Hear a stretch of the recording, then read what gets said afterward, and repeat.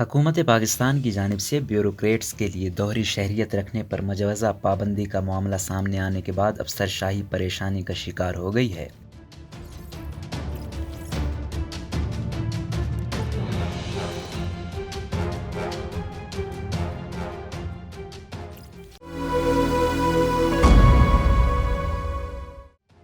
پاکستانی ایوان بالا سینٹ میں ایک مجوزہ قانون پیش کیا گیا ہے جس کا مقصد شہریت کے قوانین میں ترمیم کرنا ہے۔ اس ترمیم سے پاکستانی بیوروکریٹس کو دوہری شہریت رکھنے میں مشکلات کا سامنا ہوگا۔ یہ بل تمام بیوروکریٹس کو دوہری شہریت چھوڑنے پر مجبور کر دے گا۔ پاکستان کے علاوہ دیگر ممالک کی شہریت ترک کرنے کے لیے انہیں ایک ٹائم فریم دیا جائے گا۔ دوسری جانب کچھ حلقے اس مجوزہ قانون کا خیر مقدم کر رہے ہیں اور کچھ اس کی مخالفت کر رہے ہیں۔ واضح ہے کہ سینٹ کمیٹی برائے کیبنٹ ڈویژن نے حالیہ دنوں سینیٹر عفنان اللہ خان کی جانب سے سول سروینٹ ترمیمی بل 2021 پر غور و خوض کیا۔ ان کا کہنا تھا کہ اہم ترین فیصلہ سازی کے ذمہ دار سینئر بیوروکریٹس کے لیے دیگر ممالک کی شہریت رکھنا کسی صورت میں مناسب نہیں ہے۔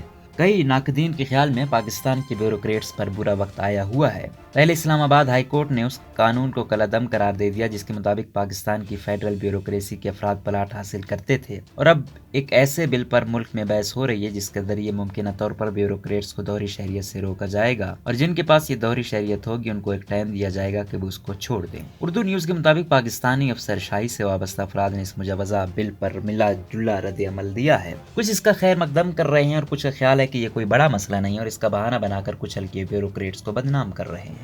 وزارت صحت سے 19ویں گریڈ میں ریٹائر ہونے والے بیوروکریٹ اور ڈرگز ریگولیٹری اتھارٹی پاکستان کے سابق سینئر افسر ڈاکٹر عبدالرشید کا کہنا ہے کہ مسئلہ صرف بیوروکریٹس کا نہیں ہے بلکہ اس قانون کا ہے، جس کے مطابق انہیں یہ اجازت ہے کہ وہ دوہری شہریت رکھ سکتے ہیں۔ ڈاکٹر عبدالرشید کے مطابق اگر حکومت اس سلسلے کو روکنا چاہتی ہے تو اس قانون کو ختم کر دے۔ ڈاکٹر عبدالرشید کا کہنا تھا کہ کام بیوروکریٹ کے لیے تو 30 تاریخ کے بعد گھر چلانا بھی مشکل ہوتا ہے۔ اگر وہ تنخواہ پر گزارا کر رہا ہے تو اس کے لیے بڑی مشکلات ہوتی ہیں اور وہ کسی بھی طرح غیر ملکی شہریت نہیں لے سکتا، لیکن جنہوں نے خوب کھایا اور کمایا ہوتا ہے وہی غیر ملکی شہریت لیتے ہیں۔ کئی سابق بیوروکریٹ ڈاکٹر عبدالرشید کی اس بات سے اتفاق کرتے ہیں کہ زیادہ تر دوسرے ملک جانے والے بیوروکریٹس نے اچھا خاصا مال بنایا ہوا ہوتا ہے۔ ایک وفاقی وزارت سے حال ہی میں ایڈیشنل سیکرٹری کے طور پر ریٹائر ہونے والے ایک آفیسر نے نام نہ ظاہر کرنے کی شرط پر بتایا کہ کسی دوسرے ملک کی شہریت لینے کے لیے آپ کو اچھے خاصے اثاثے ظاہر کرنے پڑتے ہیں۔ اس کے علاوہ ایک خطی رقم بھی خرچ کرنی ہوتی ہے۔ جو یہاں دبا کر پیسے بناتے ہیں ان کے لیے یہ آسان ہوتا ہے کہ وہ غیر ملکی شہریت لیں۔